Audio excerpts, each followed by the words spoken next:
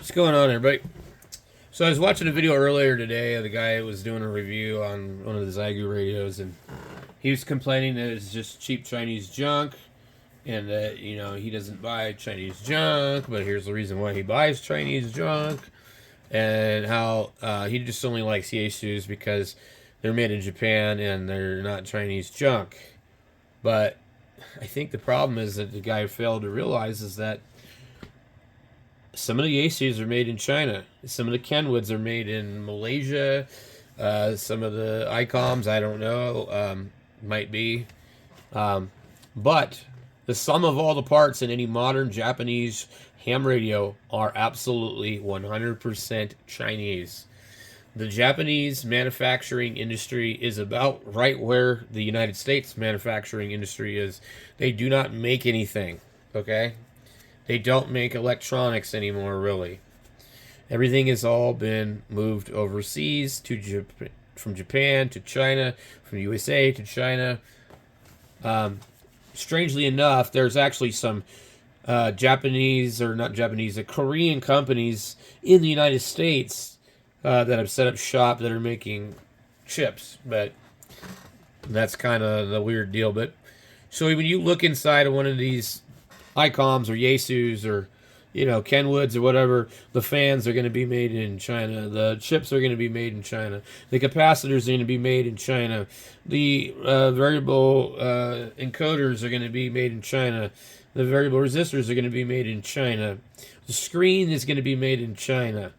Probably the circuit boards, the plastic knobs, the case, it's all probably made in China, and then they just send it over to Japan and have it assembled, or even better yet, they have it all assembled in China and send it to Japan, and then they might look at it and do quality inspection, and then they will slap a sticker on it that says it was made in China, or I mean Japan, sorry. And what also you'll notice too is that you'll get a radio like a Yaesu. The microphone says made in China on the box. It says the radio is Japan, and it just says Japan. It actually doesn't even say made in Japan. It's like, well, we don't want to lie, so we're just gonna say radio Japan. But in reality, that radio is made in China, and so some of the radios that were definitely made in China are the Yaesu handhelds, the FTX4s, the FT20 2900R, the 2980. Some of the early 2900Rs were made in Japan, and then the later ones were made in China. And so we don't really know if it's just this one has an honest label and this one doesn't. But if you get into all this stuff, if you want a radio that's made in Japan with Japanese parts, you're going to need to buy a radio that's older than the 1980s, because Chinese parts started popping up in radios in the early 90s, maybe even late 80s. So you will see it in stuff. So you want an all Japanese radio, you need to look at buying some old ICOMs. And I don't know at what point in time, the old Yaesus, Kenwoods, older radios. But if you can buy whatever the hell you want, you can buy the most expensive ICOM that you can possibly think of. This is the 7851 or whatever the hell that $12,000 radio is. And those parts inside of that radio are not going to be made in Japan. They don't have a stash of parts over there for the elite ham radio guys to build their radios with. They don't make parts in Japan no more. I mean, I don't know where you guys are getting your information from. And so, and then to go on this rant about how Chinese stuff is junk and blah blah blah, and and I bought the radio anyway. Well, it's like, okay, so you just basically said your word is absolute crap, and you'll sell out for any price eventually. So I don't have any respect for guys like that, and then whine about the problem and then participate in the problem. So it's okay to say, I really don't care for this, but he was very, very emotional about it. And, I should put a link to his video on here, but lately I've been pissing people off, so we don't really need to do any more of that. And then maybe somebody on here probably even knows who the guy is or whatever. I've never heard of him before, so I don't know who he is. But he seemed like he was pretty full of himself, so he must be somebody special. At any rate, I'm not afraid to buy Chinese radios. I'm not afraid to buy an ICOM. I'm not afraid to buy a Yaesu. I'm not brand loyal. I don't get into that crap. Loyalty will get you nowhere with that stuff. These companies don't care about you. They don't care if you're loyal. So, anyway, we're just over here looking at the G-SOC controller, which is for the G90. And I never really heard any good reviews about it, but it's kind of cool. It's touchscreen. It adds FM to the radio. And SD cards and some other stuff. I don't know. Does it give you more bandwidth? I don't know. Anyway,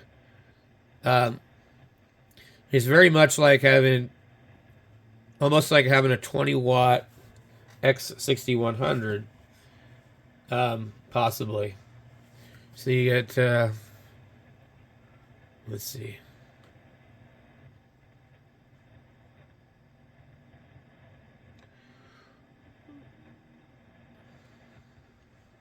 Yeah, so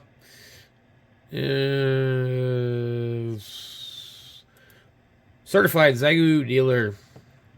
So Radodity is kind of like the official. I think MFJ was carrying them in the beginning. So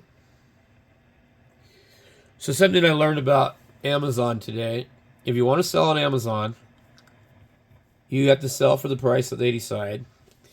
And your own website and other platforms cannot be less, or they will penalize you. So, actually, you get a better deal on Amazon than you do on Radodity's website in most cases. We have 13 reviews of this radio that's not yet available. And you can pre-order it for $7.99. And I believe that the radio is supposed to ship out before June 17th. Probably June 15th. Ray Dottity's website is notorious for pop-ups. So if you order now, you will get a spare battery. But I wasn't interested in this radio because it looks really plasticky. And the guy Steve has a prototype one that he reviewed. And I can't remember exactly what his opinion on it was, but it was a good enough one that I could tell, like, okay, there's not a whole lot of changes. You have less power, maybe a little better screen resolution. So they took away the I and Q on this side. For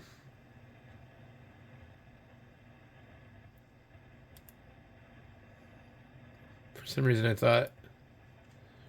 So it's almost identical. They have accessory, the key, the speaker, 2 USB-Cs, a TF card reader, and then the mic. And then on this side, you would have your power and an IQ, but it's not. They don't have it anymore. They did away with it. The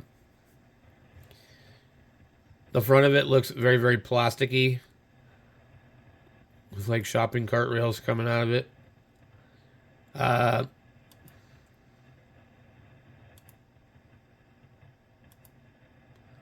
The microphone is different.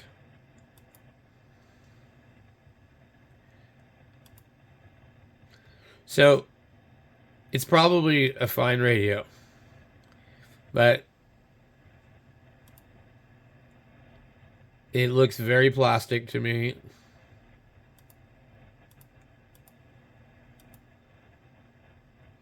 And so the direct FT8 decoding.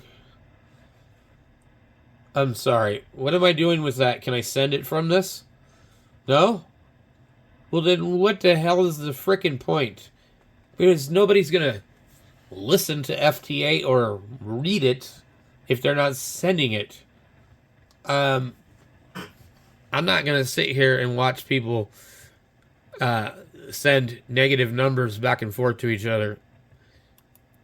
You know, I don't understand the gimmick of that.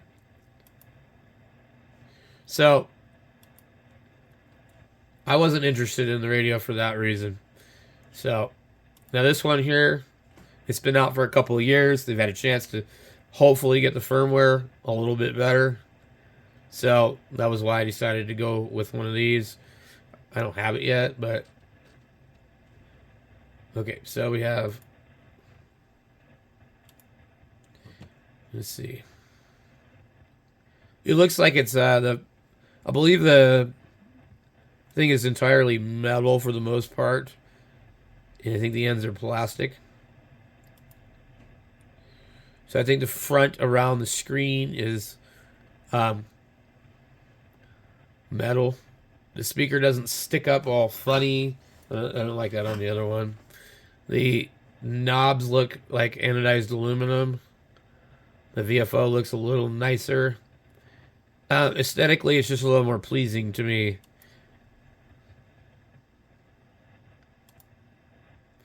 See where we have the I and Q output here. We have the basic same thing here. So the battery is not removable. But I don't really care. I'm sure you can take it out and replace it at some point. You know, once your warranty is no good. So they do give an 18-month warranty. So, you know, there's no reason to open this thing up. Run it for 18 months, and then, you know, if something goes wrong, you know, do what you need to do. Yeah, 18-month warranty. It's supposed to be more stable than the Zigu G90. Now, it's half the power with the battery, so kind of we'll see how that ends up being. Although it has an internal battery, it would have been really nice if they could have figured out a way to get it to do 10 watts on the internal battery. Maybe there's some kind of hack, too, that you could do to enable it to do full power on the battery. So we get that, and we get the G90, and then we have the amplifier, and then we have the older 5105, which a lot of people really like this radio. And it's $549. It was $599. Well, it was $649 apparently.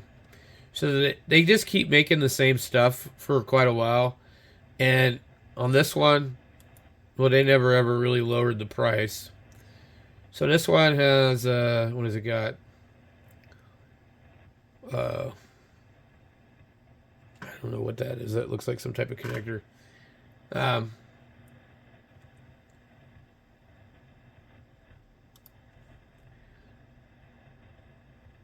It looks pretty similar.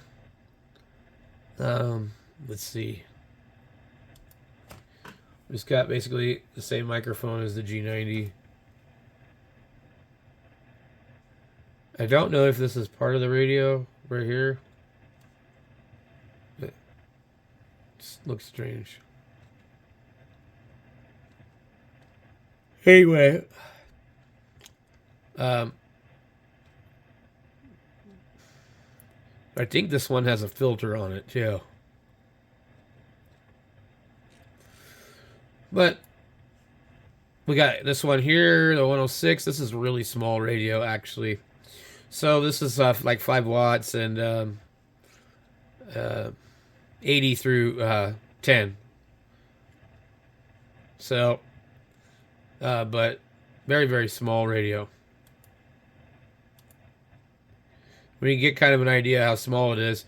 No, okay, so it's 5.3 inches deep, 1.6 inches tall, 4.7 inches wide. Wow. It's tiny. Pretty crazy.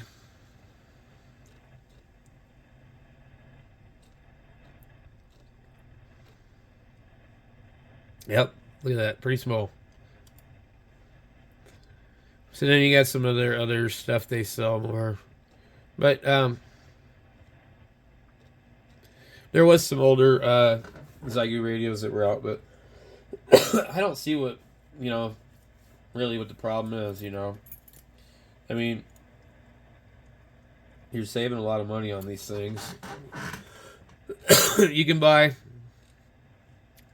about 2 of these, 3 of these for the price of a 705.